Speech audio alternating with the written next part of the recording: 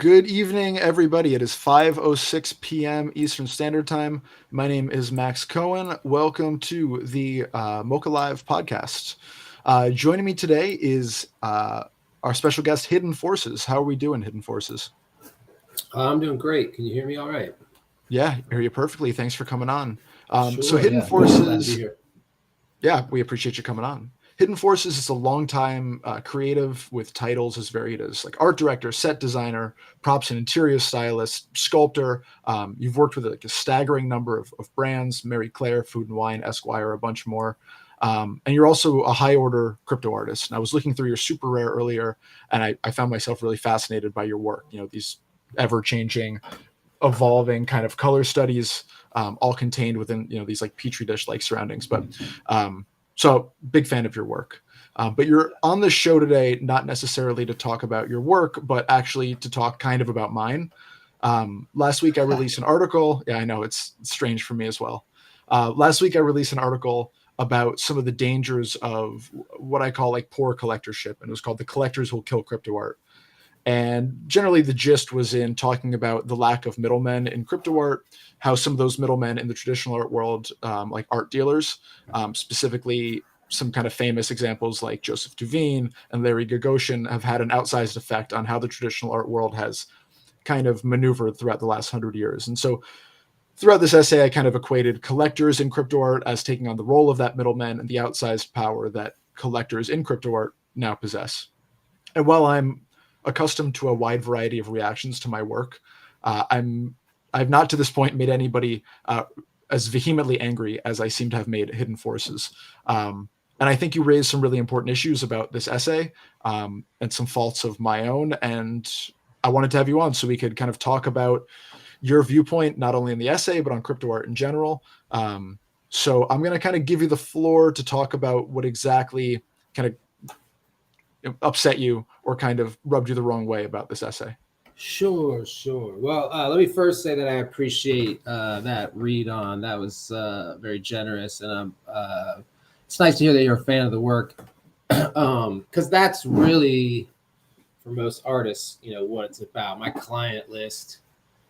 I mean, it's good to tell people that I've done a lot of collaborative work, but I feel like when artists get to a certain level in their career, those kinds of accolades fall away a little bit, that you did a Nike ad back in the day kind of thing. Yeah. It becomes less, it's sort of something everybody has in their belt, really, kind of at this point, I feel like, in a lot of ways with the older artists. But anyway, I'm digressing, because we're here to talk about this treatise that you wrote about the collectors in the space at the moment and sort of power that they have. And I won't say that I disagreed in totality with everything that you wrote. I did think that there were some good points raised. Mm-hmm. My main anger, though, there was some things that I felt like were glossed over, and it has to do with the way. Well, you chose some pretty extreme examples, obviously, of art dealers, the most successful art dealers in modern history. And I'm talking about, I guess, specifically Duveen, and then his kind of spiritual follower, which is Gagosian. With Leo Castelli kind of sandwiched in there, kind of bridging being it. Yeah, creating a bridge in there for sure. But you extol their virtues, and you talk about, you describe them as wizards, you call them magi. And so what you seem to be referring to was that they had this awareness, right? You mentioned that at a certain point, this idea that they had a greater awareness. So if I can stop you real quick to kind of just expound on that topic.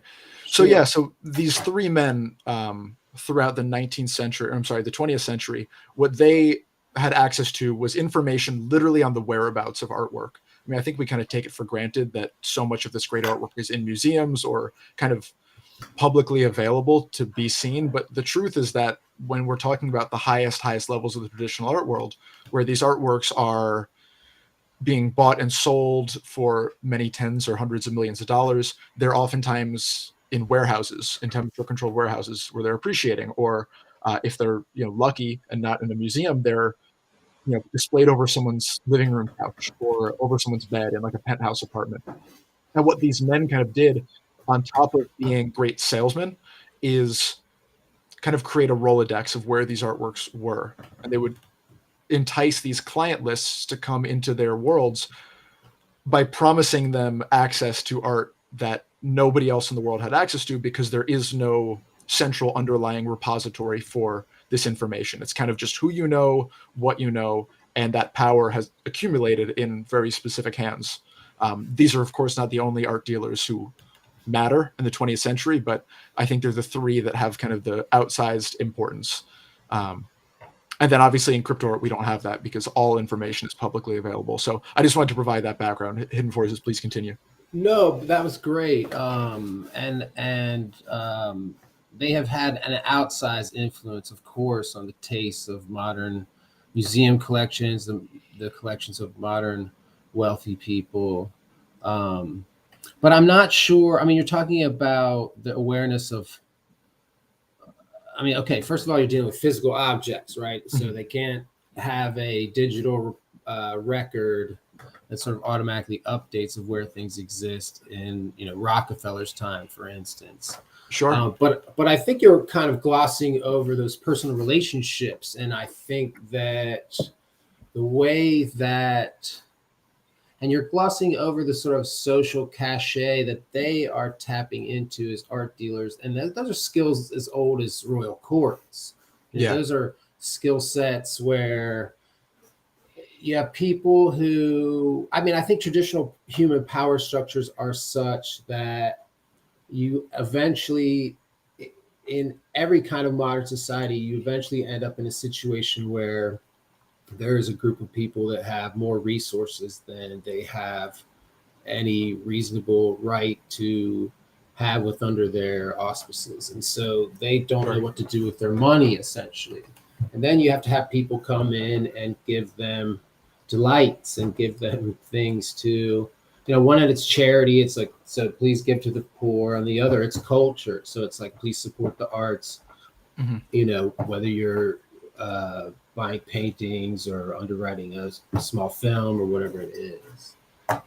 So I think that that's nothing new. I don't think that, Duveen was very successful because he was living in a gilded age. If you look at the power of the people that he was stirring amongst. First of all, Duveen is British, right? But he's not really British because he's the son of first of all, he's like half Jewish, right? Which at that point, society in British area is like a liability, right? Perhaps. And what's interesting about Duveen is that he was kind of the first to realize that there were these titans of industry that were evolving in America, right? And all of these men kind of specifically revolve around like the America-centric art world, which admittedly I'm going to be biased towards just based on my life, my research, where I live. But yeah, Duveen's kind of coup de grace was realizing that the great masterworks of art, and he was working with Raphael and Titian, right? These like, the people you go to Italy and France to see their works, the kind of universally classically recognized like apex of artistry. Yes. And he brought those to these men of immense wealth and power in the US whose wealth had not really taken a shape yet, and it really hadn't affixed itself to artistic objects. But of course, culturally, you're saying. Yeah, exactly. Culturally. Yes, whenever you have that much money, you want some kind of social cachet, like you said. And what the American industrialists wanted was to be recognized as wealthy, powerful, and having that cachet on a global scale. So Duveen kind of moved in there with his knowledge of European tastes and inserted them into, the American kind of system. Right, but Duveen is a person. I don't think you can overlook Duveen as a personality. Duveen is a guy who has. He's, how people who convert to a religion are often more fanatical about that religion. Sure. Well, I think the same can be said for someone who is trying to jump class, especially in that era, especially in the British Empire. And this is a guy who has a lot of, obviously a lot of ambition and he sees this way to be a bridge to the Americans, and so he steps in, takes all this raw. Uh, it's not what you It was call like the it. raw ore of power, right? Which is, I guess, a fitting metaphor, being that it was like iron and steel that made so many of these Right, men. but it's also these very underdeveloped egos, right? Because the American ego at that time, the American mind at that time was much less sophisticated. I mean, I think you could even say this in a general way, even today, it holds true that the American mind is not as sophisticated as European mind on a general level regarding culture, regarding what is even asking the questions of what was interesting. And so these Americans weren't looking for someone to teach them how to appreciate more work. They were looking for a shortcut, right? They were looking for someone who could just put together the Yeah. paintings that they needed in order to have the right, it was like have the right house, have the right horse and Mhm. buggy or car or whatever at that point.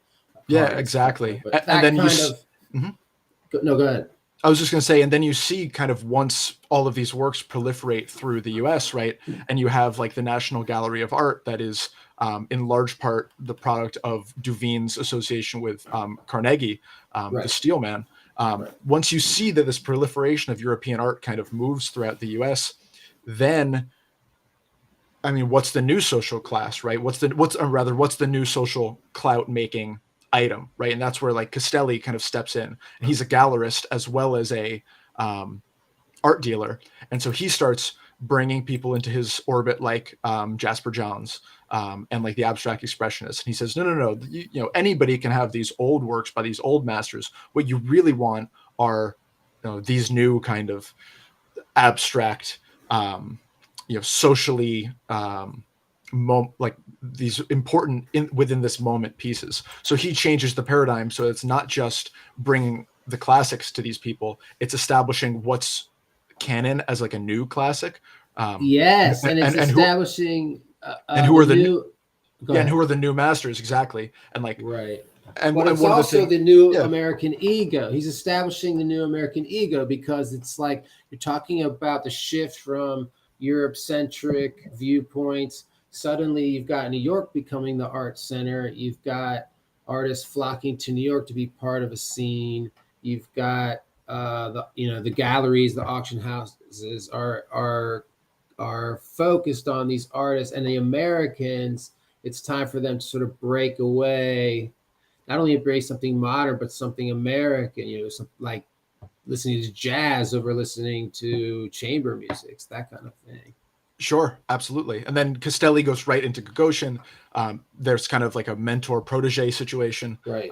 with a lot of the same artists kind of in their quote unquote stable, a lot of the same client lists. But again, it becomes harder over time to establish new masters. That takes time. But what doesn't take time is um, peddling the works of the old masters, and those, whether that's the historically significant ones from the Renaissance, or whether that's these 20th century quote unquote masters that Castelli had kind of set up and started proffering. Right. Again, those are the works that end up in lounges and in salons and in the bedrooms of really wealthy folks. And so again, it's not just establishing the who's who of who you need to collect. It's establishing the fact that, only I know how you can get your hands on a Cy Twombly piece, because I know where they all are. So if you can't But do that yourself, and this gallerist over here can't do that, I can do it for you. So it's right. creating the Well, market and then shepherding you through it. and once again, it's built out of personal relationships. I mean, it's the same thing when you with Gagosian, with Larry. It's like, uh, what do they say about the parties? It's like, this guy is always working. The parties have a reason for existing, right? It's like he is connecting socially, because that is how traditionally. This is the break, I think, and we'll get to this a little later with more of what I'm talking about, how I disagree with this general thrust here. Yeah. But this idea that the wealthy have existed in this way where they have allowed I mean, if you're really wealthy, what you're really buying is like solidity and stability, but this stasis, it kind of locks you in. You're conservative, you're not taking risks, you're not doing interesting things. And so you have to have this group of people that are like the commoners, if you will, who live actual lives, who have drama and tragedy and all this stuff happening in comedy, and they can come along and give you something to, their expressions of their real lives can give you something to give money to, and that's what we call culture, Sure. essentially. But I think that has changed with crypto art, and we're asking now for a kind of more, I think the model is more towards the American pop music model, right? Of people want to be able to hit these numbers, and it's all about social media numbers, but it's a more democratic collector base. Well, yes, in theory. But my point, and I think this is maybe where we'll start to disagree, is, in crypto art, right, where salesmanship happens behind, these pseudonymous identities, right? And it's not necessarily these same like salesmanship, charismatic skills with relationships that were necessary in the past. That's one point, right? And two, all this information is, oh, sorry, I think I just cut out. Can you hear me? Yeah, I can hear you. Keep going. Okay, sorry. So I was just saying that like all of the information about where these artworks are, who used to hold them, how much they sold for, all of that's public, right? So the power that comes from knowledge is kind of evaporated. And again, the thrust of my essay that I think you disagreed with is that a lot of that power to create taste and also create the market and shepherd people through it happens in this more intimation, like on the intimation level, right? By the collections of people who, through their collections, establish that power, right? So like, these classic examples of these, very powerful collectors, right? Whether it's 6529 or Vincent Van Gogh or Basileus or Cosimo Medici, just by purchasing an artwork by an artist, that artist is given the clout, exactly. They're elevated to the level that it would have required these middlemen figures before. But because there are no middlemen, because the collector is both the buyer and the art dealer and the museum and the gallerist kind of all rolled into one, my general contention is that there's a ton of responsibility on collectors. And I'm not sure we've seen collectors embrace that responsibility, but it will only become more important when, the next bull market hits. And what is their responsibility? You just left that open. Their responsibility to, what is their responsibility? What are you defining that as? So it's not a specific responsibility, but I think it's a responsibility to collect with integrity and also to promote their integrity-driven collections more than maybe they're doing. So here's my fear. Yeah. Okay, because I would say, I'm glad that you said more than they may be doing, because I feel like that's a bit. So it's a beautiful thing to ask, right? Okay, we can all like have these idealistic kind of goals, but I think it's a bit naive to expect. I mean, a world where we know wash trading is happening, where essentially, I don't want to get too deep into accusations, but there's a certain artist who does 3D design who nobody ever heard of until he showed up on a certain new platform owned by some certain billionaires and had a $3 million weekend, and all of a sudden is sort of the staple under the banner of crypto art. But that felt like to me like a manipulation of what you would describe as the duty. Like that's the opposite of it. I'm not saying everyone's doing no, absolutely. So you and I are, you and I are agreeing at this point, right? Because what I see as a potential future for crypto art, and this is also taking into consideration that if you're collecting crypto art at a high level, you obviously care about it. You more than likely, right? Because the overwhelming majority of collectors aren't these gargantuan figures. They're people who really care about collecting art. They care about the artist. They care about the movement of the space forward. But my fear is that Again, gripe with that as you will. That can come down. I mean, it's to granting them a personal- lot of altruism in a world where I think that they're real people. In a world where, for instance, just speaking from the artist, Mhm. I have collectors that have blocked me, and Sure. one of them specifically, it was because on Twitter there was a female artist who was merely asking some question innocuously and was shut down by that collector in a really rude way.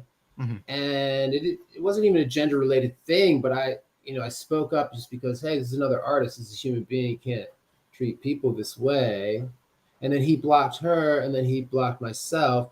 And I just thought, is this person going to sell my piece now? Are they gonna? But they do have an outsized power as an early collector in Mhm. that if they decide suddenly they don't like you, then they stop collecting, they stop furthering your career. Exactly. So Yeah. One of the that's one of just yeah, that's just the Mhm. flip side of that. I just wanted to throw that out there. No, I think it's a But really go ahead. important point. And I think that part of the issue here is that there's a handful of people who are self-identifying as collectors, and then the rest of people, maybe they're intimidated by the nomenclature itself of saying like I'm a collector. I mean, it took me very many years of writing every day before I would tell people that I was a writer. I would base so much of myself off, being a restaurant server, and it really made me uncomfortable. And I think in that same way, a lot of people who own lots of crypto are I don't know. It's difficult for them to self-identify as collectors, but it's vitally necessary that people start to do so, and that collectors who are altruistic and that do collect either with intention or with an eye to the future, or with some kind of thesis as their guiding line, some kind of like real Sure. desire to build the space, that Ethical they're collecting. yeah, exactly, that they're doing as much promotion of their work, that they're doing the marketing, they're building these relationships, because the flip side is that people like this collector who you just mentioned, right, who's going to block people who disagree with them, or these VC backed collectors who are going to elevate somebody, rip as much value from them as possible and then leave them, Right. that like taste making capabilities will solidify with them because the other collectors simply aren't visible enough. And then as But Christie's don't and let me ask Sotheby's, yeah, so please. let me ask you a quick question though. Don't you feel like at a certain tax bracket, it behooves you as a collector to, I mean, especially in crypto art, it's like if you are the collector, you enjoy a certain cachet and that Mhm. you can utilize that power. But you can do it in ways to make your collection more valuable. Well, And I'll I respond think to that really quickly, if you don't go mind. ahead. Yeah. So one of the things I asked all the collectors for this essay was basically like, why do you collect crypto art? And while on its face that seems trivial, you said like social cachet, and if I'm in that tax bracket, right, and I have capital in the millions to deploy for social cachet, it is stupid to do so in crypto art, because what are you getting? You're getting like Twitter love and like invites to a party like twice a year. There's a pretty good chance you have to remain anonymous. Like, I see the world around me. If I had $1 million, $2 million of like cachet building money, I could have a lot more fun and be a lot more visible in other spheres. So like Oh, I I disagree. I totally disagree with that. Look, sure. and I will say this: like crypto, especially the art end of it, is still wide open. Like you could, like, I mean, as speaking of like, if you look at artists, like it's wide open. Any artist can come in, create a buzz, do something interesting, flip Mhm. the script, and get a bunch of attention, right? And attention is the real commodity in a bear market. Mhm. And so that's not hard to engineer. And engineering is what it takes.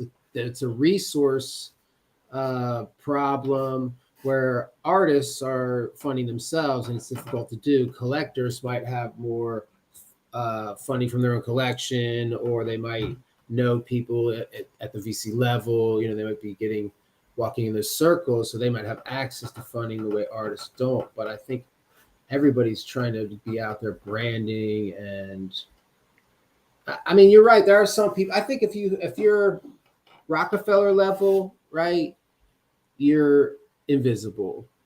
but I don't think there are a lot of people I don't think a lot of people investing in crypto art who are necessarily invisible. They might be not doxxed, Sure. but I'm wondering. I just feel like the medium itself, like you talked about earning money other ways, but it's like collecting is the one of the few places where calling yourself a collector and throwing a little money around will build you value. Will build real world value for your collection as the more Yeah. famous that you get. And this is something that Ohms, the Crazy. collector Ohms said to me. He's like, I'm going to paraphrase slightly. Actually, Yeah. I can find it. He said, the notable collectors in the space are those who spend the most money, full stop. Actually, I think it's inverse. The best collectors are the ones who spend the least because they have to be more resourceful. They really take some time and put a lot of effort into identifying works. But you're like, that goes back to what you're saying, right? Like if you do have a little money to throw around, you do get elevated to this level of, I don't know, I idealized collectorship. And my fears that I express in this essay do kind of take a longer term look at this thing. It was Tennessee Jed who told me that like nobody's looking at other people's collections right now, and I think that's true. But there's still Prescient, yeah. Jed yeah, is a smart collector. Jed is a smart dude. Smart person, yeah. Yeah. Sure. But I keep thinking about the next bull market, right? Who knows when it comes, if it comes, but let's say it does. And you have the powers that be solidifying as they tend to do in these moments, right? And we know from a lot of these influencers and these grifters that kind of popped up in 2021 that once you kind of attain that social clout and the community itself gives it to you for whatever reason, it's really hard to unseat that, even if information about you comes to light, even if your activity is really nebulous and sinister, even if you're like a known grifter, like it's really hard to unseat people from those positions of power. So true, especially as the community grows and grows, it's like it takes a lot longer for you to hear about the bad actors, because specifically in our space, being critical of things is almost verboten. Yeah, especially totally. especially the artistic efforts of your peers, certainly, but also heckling platforms, which is one of my personal favorite things to do in this world. It gets me into a lot of trouble, but I do it anyway because they need people sort of nipping at their heels. And I think, the smart people in those organizations understand that it's done with love. But yeah, I mean, I totally agree with you. I mean, and even when it's not all love, but it's very much like the Mother Goose phenomenon, right? It's who you see first, you kind of develop this attachment to. So, again, we have these 4 or 5 universally known within crypto art collectors. Then we have a contingent of OGs, artist collectors, lesser known folks. Like I think even a name like Tennessee Jed is kind of under the radar.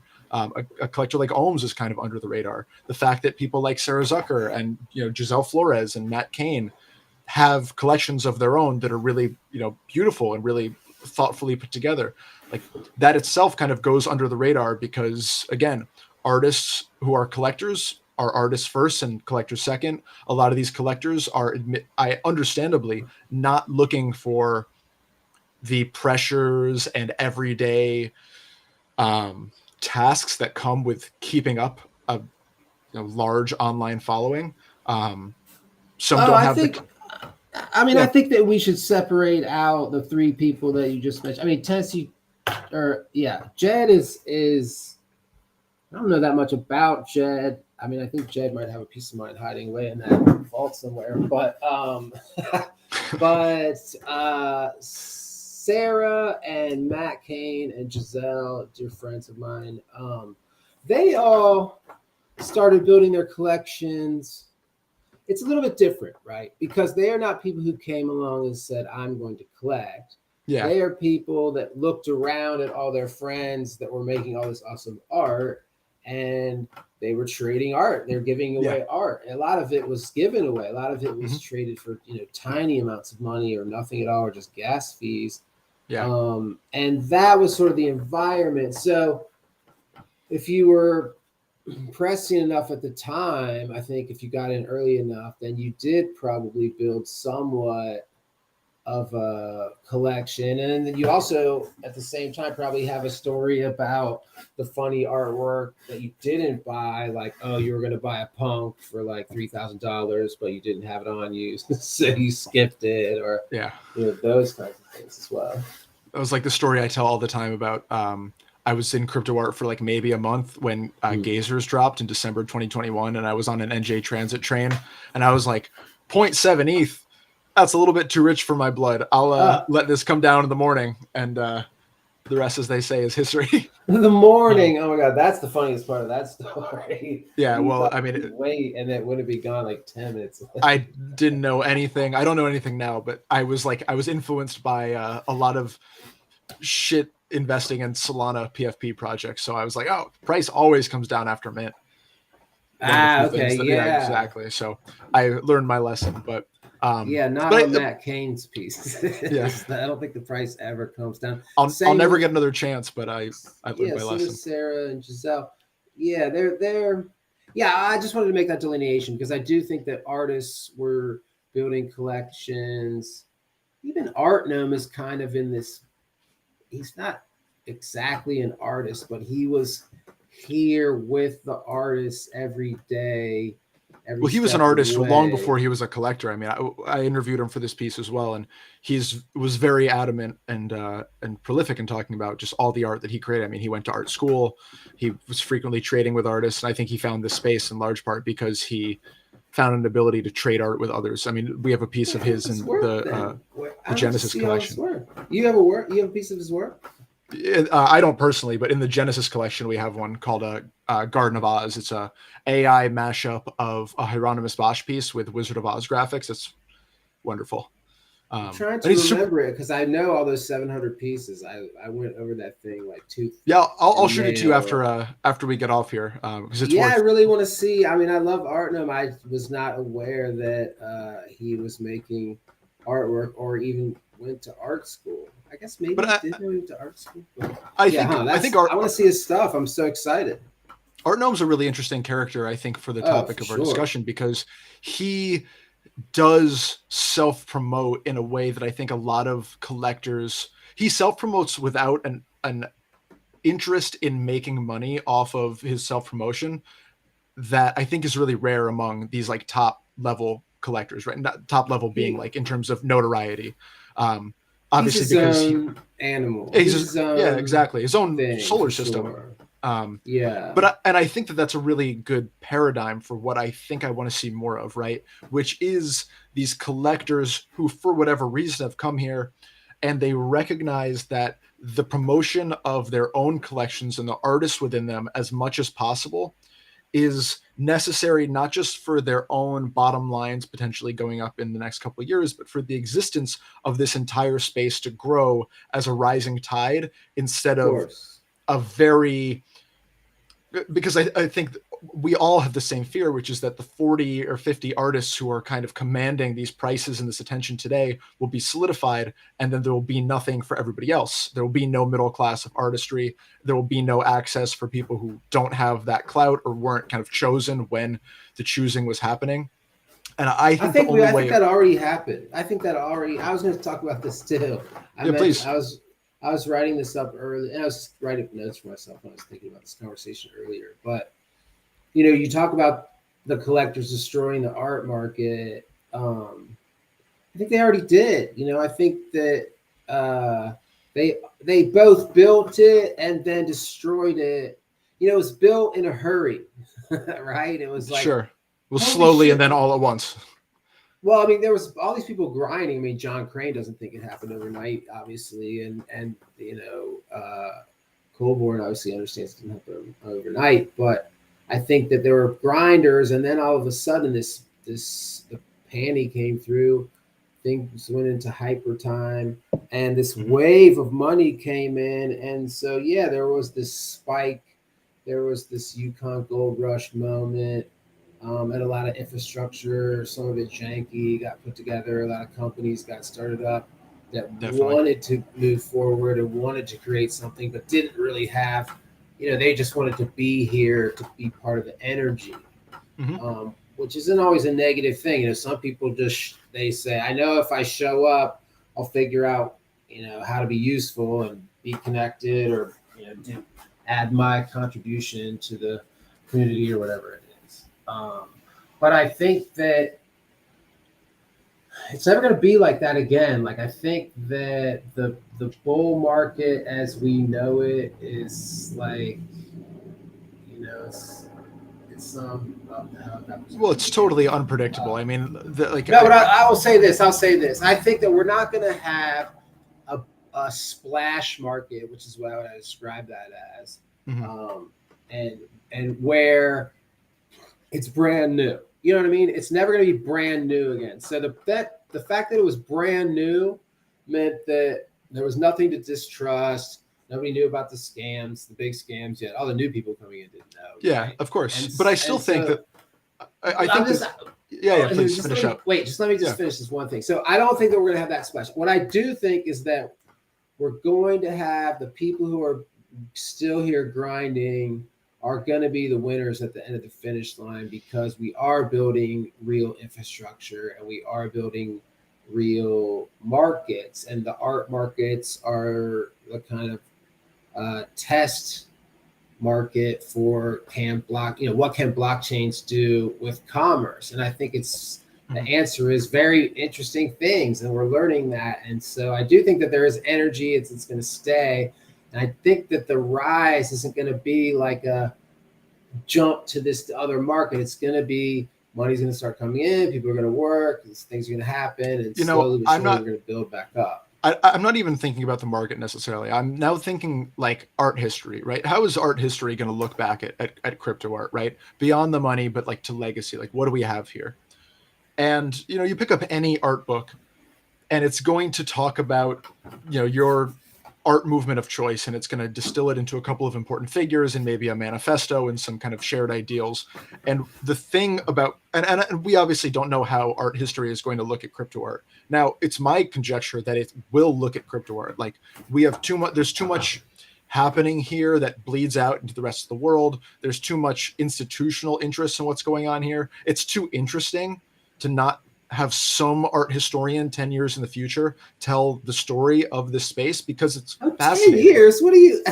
Well, no, bro, we are the culture. I mean, think 100 years. Like, we're not a blip. I agree with you. We're not. But when is way more than less than? But when is an art history professor, right? When is there going to be an art history class on crypto art, right? It's already happening. It should be.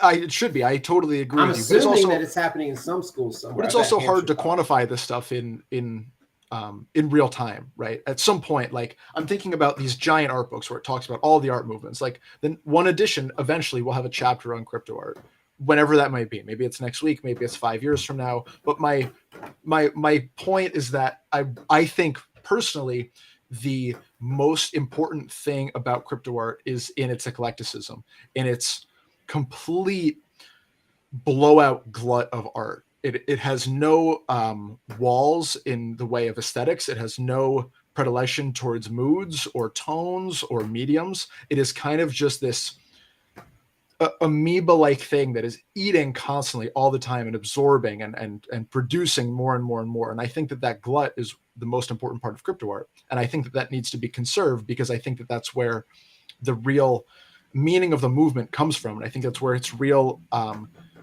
evocation as the first real, like, internet proffered art movement or internet centric art movement. I think that that's where you can see it.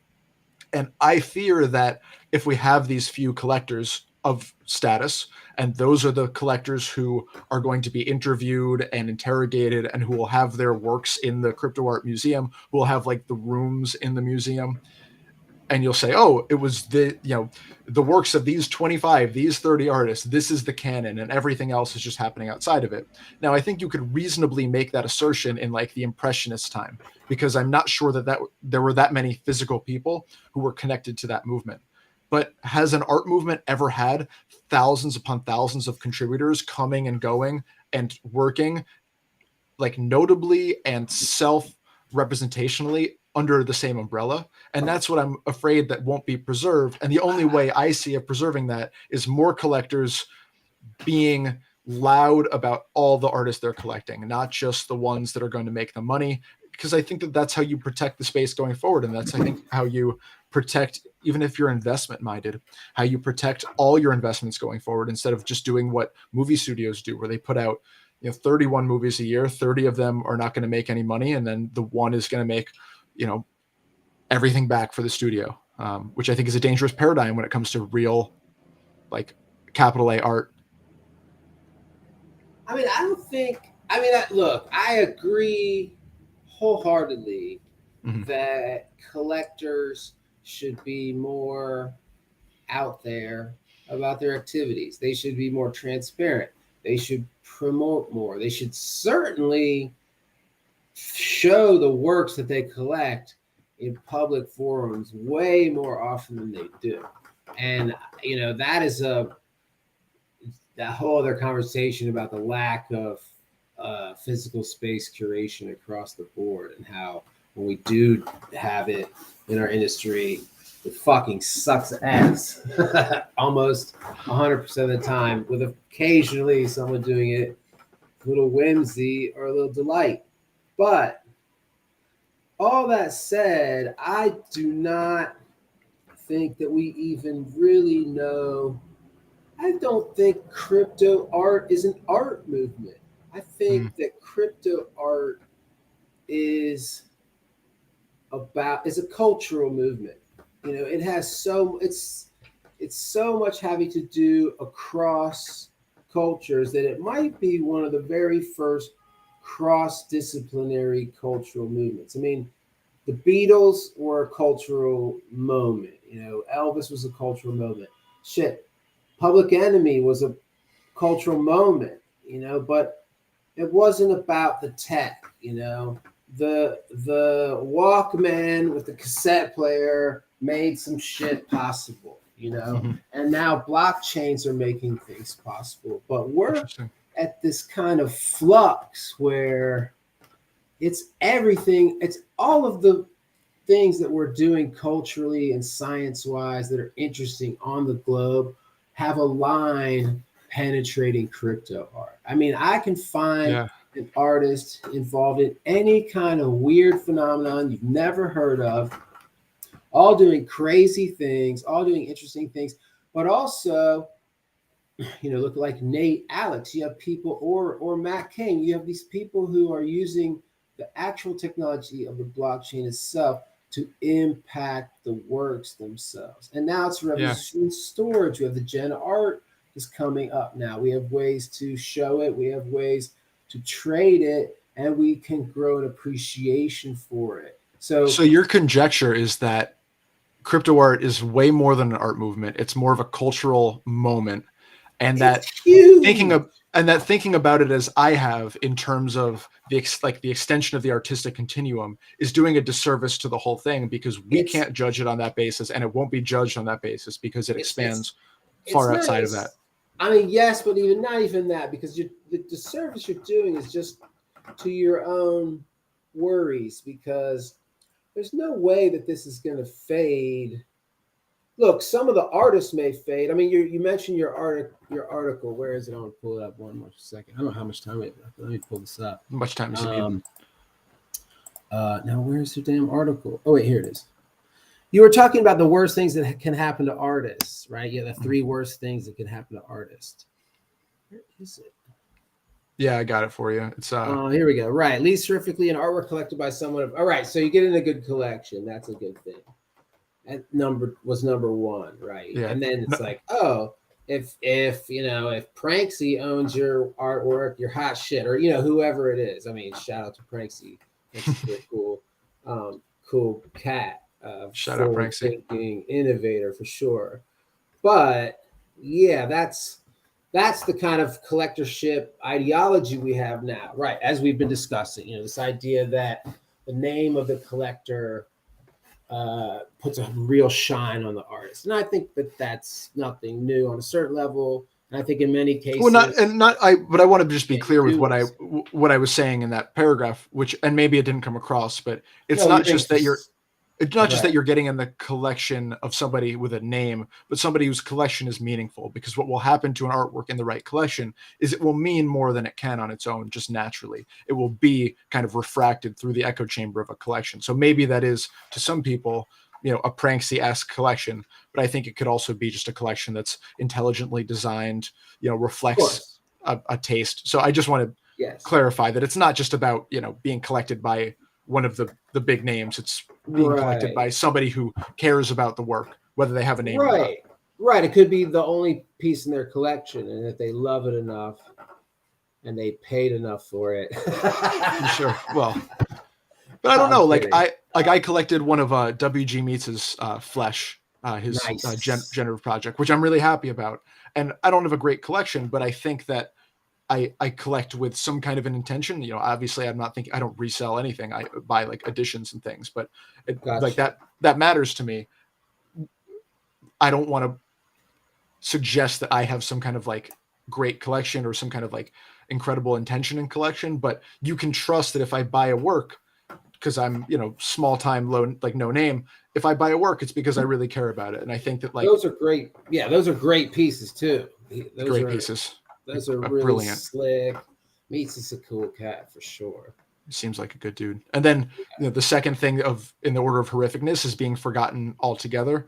Right. So, but then no. Here's the thing with that. It's like, bro, come on. First of all, I already did it. Like, I forgot 98% of the art that's ever been made in crypto art already, and so it's gone. Like, forget it. Yeah. It never existed, and it's all going to be forgotten. Do you know what I mean? Like, that's not the worst thing that happens to an artist, because it's like an actor, it's like a band. It's like, when you're in a band and then you're first starting out and you're really good, but nobody's heard of you. And then you play that show and there's like 2 people there and you just play the best show of your life because you don't give a fuck. Yeah. No one Totally. sees the show, but the show still existed in time. You felt it as an artist. So art being forgotten entirely, I don't know. I feel like, I mean, 90% of the work being made right now is going to be forgotten. And I granted, and I say, like, it's only slightly more horrific. And listen, we don't know each other well, but like, I'm an aspiring novelist. I very well might spend the rest of my life being an aspiring novelist. Sure. But I've learned through a decade of being an aspiring novelist and having nobody give a shit about my work that, okay, that's not going to eat me. It's not the worst fate. Would I rather be, cared about deeply by people who like this stuff? Absolutely. But if it's just going to be something that nurtures my soul and maybe a couple people here and there will read my stuff, that is good enough, because it is good enough. So my point is only that that's not such a terrible fate that maybe it is thought to be in a lot of the dialect of crypto art. I think, and I say this in the essay, the worst thing that could happen is that your essence is co-opted by a name and you become like a Basquiat. Basquiat had a tortured existence. He lived in poverty most of his life. And then when he wasn't living in poverty, he was kind of like he was trained to produce as much artwork as possible. He was doing heroin and living in a windowless apartment. Yes. And being kind of controlled and puppeted.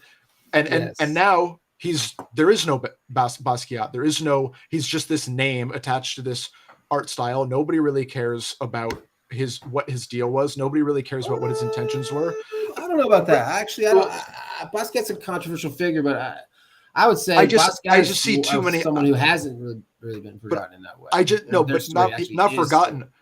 But I see too many, crowns on t-shirt. I see too many Basquiat t-shirts sold at Target to think that the Basquiat who is creating this pained artwork is being honored, right? But bro, look. And maybe that's a bad 100 years from now, the coffee mugs will all be broken, man. Come on, you know what I mean? Like, will they, man? They still sell them at the Yes, the Starry Night. No, they will not.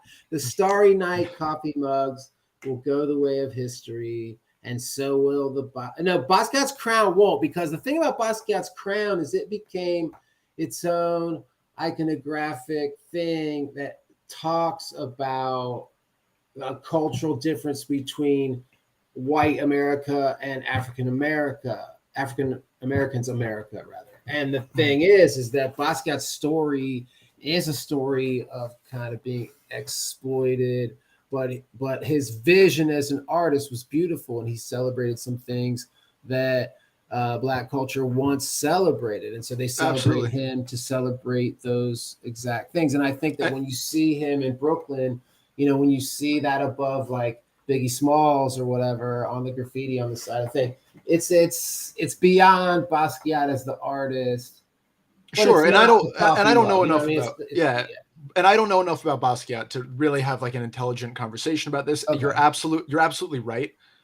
But again, it's like there's going to be people like you and I who appear on art focused podcasts who care about this stuff. But the 99.5% of people are content to just let it be iconography, to just let it be cool t-shirt design, to take the artist and his life and his vision and his intention out of the thing. That, man. I don't believe that. Fair. Just because look, I would believe that I would disagree with that. Like I will cede the point that there are a lot of like barbecue aprons out there that artists who made the work that is on them would be livid. They'd be rolling over their graves, whatever. They would be, lighting people on fire if they saw that shit. However, that is not, that commodification. I don't think it affects the deeper appreciation that people who appreciate art already would have. Do you know what I mean? Fair enough. They hate to see it. They don't want to see it. They look away from it. They're not going to go to the, to the store at the end of the museum visit and buy some silly thing with their favorite painting on it. But I don't think people who are going to appreciate the work are going to appreciate it nonetheless, despite its commodification. I think so. I think that they can look past. They hate it too, like everybody. But I think they hate it more actually because the people who don't hate it are just the normies who are like, "Oh, look at that Starry Night. That's pretty." I put that on a cake for my kid's birthday. And you know what? It's on the cake. I think it's a wonderful gesture. If they were really doing that, but a coffee mug is kind of annoying. But I think I don't think that commoditization or whatever commodification is I don't think it's gonna over. I think it's gonna fade. You know what I mean? It's not gonna be the fad like 20, 30, 40 years from now. That's kind of, we live in this kind of age of hyper commercialization, and I think that we are seeing like the 60s and the 70s and the 80s cultural symbolism like repackaged and shoved down our throats. So they've been doing it since they brought the 80s back in like the 2000s. I think we also fundamentally, just as human beings, we have this chronological attribution error where we assume that anything that's important in our time will remain important going forward. Which is inherently false. That was kind of my point on that aspect too. It was like, hey man, like the mugs will break and you won't see them anymore, and it'll just be some dumb shit. It's like lunch boxes. Kids don't carry lunch boxes anymore, and so you don't see those cultural icons on them. But when you did, it was like the coolest fucking thing in the world. And like, oh, I've got this Kiss lunchbox. I love this band. That kind of stuff. But it disappears, I think, over the course. I hear that disagreement, and I understand it. We should be finishing up soon, but is there anything else you wanted to touch on before we kind of head out of here?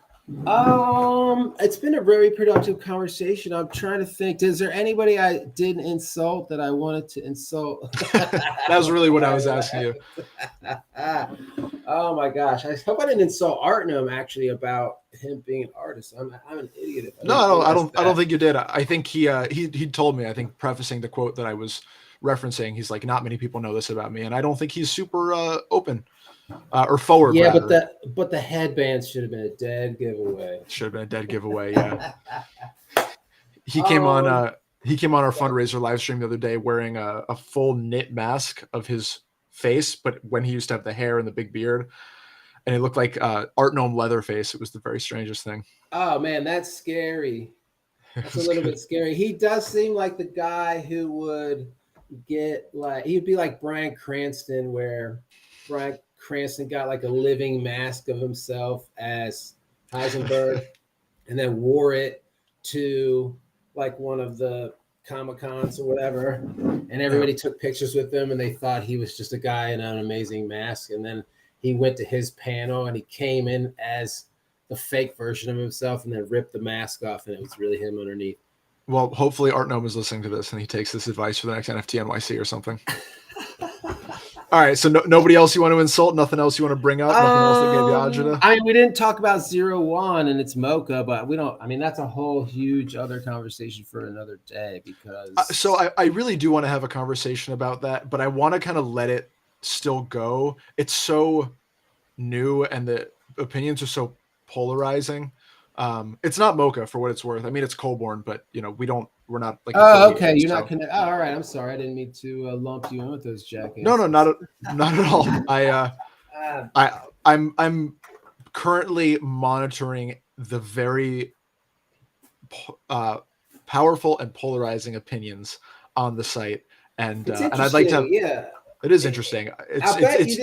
I'll bet you guys did not, or I bet Colborn and Luda did not expect this kind of little backlash thing that's happening. Honestly, man, I don't know if you are going to invent any platform that changes a paradigm or challenges a paradigm, good or bad, you got to expect some kind of backlash. I mean, the fact that I write these little essays and don't expect backlash is a ridiculous naivete on my part. So. Right, now you got a little backlash. Well, this is quite friendly, obviously. Yeah, of course, which I appreciate. I think that Colborn understands. Look, I've hung out with Colborn. I know Colborn fairly well. I feel like I know Colborn very well. We haven't spent a ton of time together, but we have broken bread together and all of that. Had some beers together, and I love him. Well, I mean, what's not to love? The guy's one of the most lovable people in the game. And so I'm going to give him a lot of leeway. Do you know what I mean? Mm-hmm. Because I trust him to a large degree, much larger than almost. Well, I think that's one of the really interesting things about the 01 discourse, which makes it, I think, a really right place for future discussion is that some people like Colborn, because of the relationships he has, because of how long he's been doing this in this space, because of not the clout's the wrong word, but because of the relationship he has personally with so many people, he is going to be given that kind of benefit of the doubt on something that a lot of people have very fair criticisms of. I'm interested to see how it develops in the next coming months, how 01 responds to the criticisms, whether they criticisms are real. The criticisms are real, but I do think that just I want to dial that in on Colborn because it's not that I had beers with this guy that I like him so much. You know what I mean? It's not because we could hang out and eat some Jamaican food and talk about art.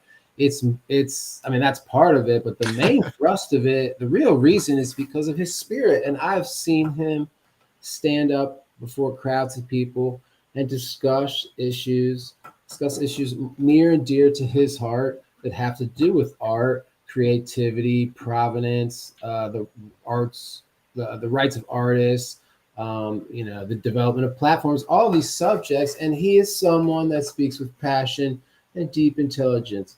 And so, again, it's not just the personal relationships. It's because this is the way this person moves in the world. And I respect that. And that's why I was drawn to him on a personal, wanting to get to know him. But I think that, maybe we could finish on this point, but sure. I think so much of crypto art that inspires me and which connects me to it is that everyone kind of working here is doing so from a place of passion. And I even like an essay like mine, right? Maybe it's not the most well thought out. Maybe it's not the most intelligently designed, but I think it's clear to you, and that's why I think you came on the podcast and you're willing to talk with me. Like everything we're all doing is all passionate. Your response were passionate. The essay is passionate. All the art we're making is all this passion projects. Obviously, you need to build up your own cultural cachet so that people trust you. But there is so much real passion in what people are doing and belief in what they're doing, and it is sustaining in a really powerful way. Sure, we're all. I mean, we just fluffed Colborn for 10 minutes, but. But I would say yes. He's not here. We don't need to fluff him anymore. But again, it's like he's one of many. That's what I'm saying. It's it's not just him. He is someone that I would single out because I think he's quite awesome. But there the thing about crypto art in general that I think has drawn me in so deeply is because he's not such an anomaly. There are so many people, all those people that you named, people that Pindar Artem, Sarah, all these people that you named, Tennessee Jed, Artie, Cody, all these people that you named in the essay itself. They're all very singular. They're all very unique. They're all very interesting. And that is something that artists crave and artists are drawn to. And so to look around and see all these artists who are really just interesting, unique people striving in the sort of same areas of interest, that is the important thing for me to remember moving forward. As far as will we be remembered, will we be in the canon, blah blah blah, we will, someone will stand on our shoulders eventually, but the work that we do is for ourselves and the artists coming after us, and that's all we can do. So we just got to keep grinding, and luckily we're surrounded by this incredible group of amazing humans that really seem to be able to create some really cool stuff that the rest of the world can get excited about. I think that that's a really wonderful sentiment and a great place to end. So why don't we do that? All right. Hidden Forces, I so appreciate you coming on and having this conversation with me and being willing, if not slightly too enthusiastic, to break down the points that I made in my essay. Please don't hesitate to do so again. Thank you for everyone who's watching this. We'll be back next week with another wonderful, God willing, wonderful episode of the MOCA Live podcast. It'll definitely be another episode of the MOCA Live podcast, superlatives aside. Yes. Thank you once again, Hidden Forces, and everyone have a lovely day. All right.